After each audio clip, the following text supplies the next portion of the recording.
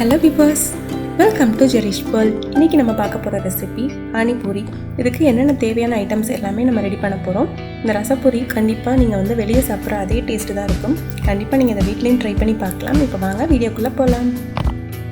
இப்போ ஃபர்ஸ்ட் ஒரு பவுல் எடுத்துட்டு அதுல கொஞ்சமா தண்ணி ஆட் பண்ணிக்கோங்க. அதுல ஒரு லெமன் சைஸ் அளவுக்கு புளி எடுத்துட்டு அதுல ஊற போட்டுருங்க.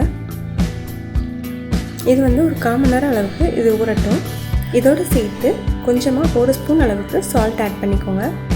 இதோட சேர்த்து ஊறட்டும். ஒரு 1/4 மணி நேரத்துக்கு இதை அப்படியே வச்சுருங்க. இப்போ அடுத்ததாக அரைக்கிறதுக்கு என்னென்ன தேவைன்னு பார்த்துடலாம். நான் 2 பச்சை மிளகாய் எடுத்திருக்கேன்.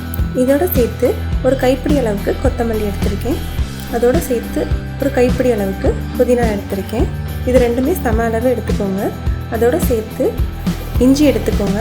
இஞ்சியை நல்லா வாஷ் பண்ணிவிட்டு அந்த தோலெல்லாம் சீவிட்டு நான் எடுத்து வச்சுருக்கேன். இந்த மாதிரி ஒரு 4 துண்டு சின்ன சின்ன துண்டாக நீங்கள் எடுத்து வச்சுக்கோங்க. இப்போ இதை ஒரு மிக்ஸி ஜாருக்கு மாற்றிடுங்க. மாற்றிட்டு இது கொஞ்சமாக தண்ணி ஆட் பண்ணி நல்லா அரைச்சி எடுத்துருங்க. இப்போ ஒரு 1/4 மணி நேரம் ஆயிடுச்சு. இப்போ அந்த பொடியை நல்லா கரைச்சிட்டு அந்த தண்ணியை மட்டும் நல்லா வடித்து எடுத்து வச்சுக்கோங்க. இப்போ புளியை நல்லா கரைச்சி எடுத்து வச்சாச்சு. இப்போ இதோட சேர்த்து இஞ்சி, புதினா, கொத்தமல்லி, பச்சை மிளகாய் அரைச்சி வச்சுருந்ததையும் சேர்த்து இந்த புளி தண்ணியோடு சேர்த்து ஆட் பண்ணிடுங்க.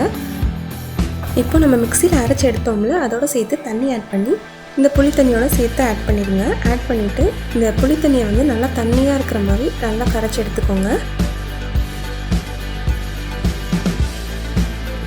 இப்போ நம்ம கலந்து வச்ச புளி தண்ணியோடு சேர்த்து 1 ஸ்பூன் அளவுக்கு சாட் மசாலா ஆட் பண்ணிக்கோங்க. ஆட் பண்ணிவிட்டு இது நல்லா கலந்து விட்டுருங்க.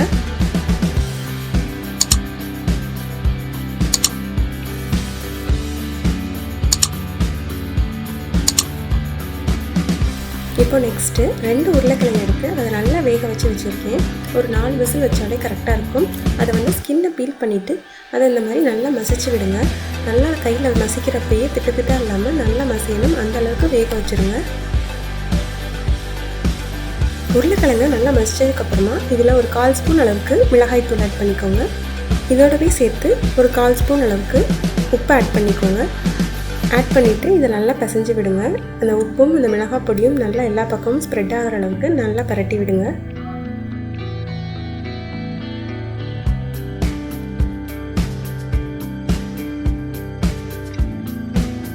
இப்போ நெக்ஸ்ட்டு உருளைக்கிழங்கு ரெடி பண்ணதுக்கப்புறமா பூரி நம்ம இன்ஸ்டண்ட்டாகவும் வாங்கிக்கலாம். அப்படி இல்லைனா நம்ம வீட்லேயும் ரெடி பண்ணிக்கலாம். நான் இன்றைக்கி இன்ஸ்டண்ட்டாக பூரி வாங்கியிருந்தேன். அதில் தான் நான் ரெடி பண்ணியிருக்கேன். இந்த இன்ஸ்டண்ட்டாக பூரி வாங்கிட்டு அதில் நமக்கு தேவையான மசாலாஸ் தான் நம்ம இன்றைக்கி ரெடி பண்ணியிருக்கோம். இப்போ பாருங்கள், அதை நான் ரெடி பண்ணி வச்சுருக்கேன். என்னென்ன வச்சுருக்கேன்னு காட்டுறேன். இப்போ நம்ம எல்லாமே ரெடி பண்ணியாச்சு. அந்த புதினா, அந்த இஞ்சி, பச்சை மிளகாய், அந்த புளி தண்ணியை ரெடி பண்ணிட்டோம் மெயினாக. அது போக அந்த உருளைக்கிழங்கு, அந்த உள்ள ஸ்டஃப் ரெடி பண்ணியாச்சு. கொஞ்சமாக வெங்காயம் கட் பண்ணி எடுத்து வச்சுக்கோங்க. கார்ன்ஃப்ளேக்ஸ் எடுத்துக்கோங்க. அவ்வளோதான், ரொம்ப டேஸ்டியான ரசப்பூரி ரெடி ஆகிடுச்சு. இதை பானிபூரின்னு சொல்லுவாங்க, ரசப்பூரின்னு சொல்லுவாங்க. இந்த ரசம் தான் இதில் இருக்கிற டேஸ்ட்டு கொடுக்குறது முக்கியமான விஷயமே. இந்த ரசம் இந்த மாதிரி நீங்கள் ட்ரை பண்ணி பாருங்கள். இதே டேஸ்ட்டு தான் நம்ம வெளியே சாப்பிட்றப்பையும் இருக்கும். கண்டிப்பாக இதை நீங்கள் இதே மாதிரி ட்ரை பண்ணி பாருங்கள். ரொம்ப ஈஸி தான். ஒரு 1/2 அன் ஹவர்க்குள்ளேயே நம்ம இது எல்லாத்தையுமே ரெடி பண்ணி முடிச்சிடலாம். கண்டிப்பாக இதை உங்கள் வீட்லேயும் ட்ரை பண்ணி பாருங்கள். இந்த வீடியோ பிடிச்சிருந்தா மறக்காமல் ஒரு லைக் பண்ணுங்கள். உங்கள் ஃப்ரெண்ட்ஸ்க்கும் ஒரு ஷேர் பண்ணுங்கள். இன்னும் நம்ம சேனலை சப்ஸ்கிரைப் பண்ணலைன்னா சப்ஸ்கிரைப் பண்ணுங்கள். ஃப்யூச்சர் அப்டேட்ஸ் பார்க்குறதுக்காக மறக்காமல் பெல் ஐகானை கிளிக் பண்ணுங்கள்.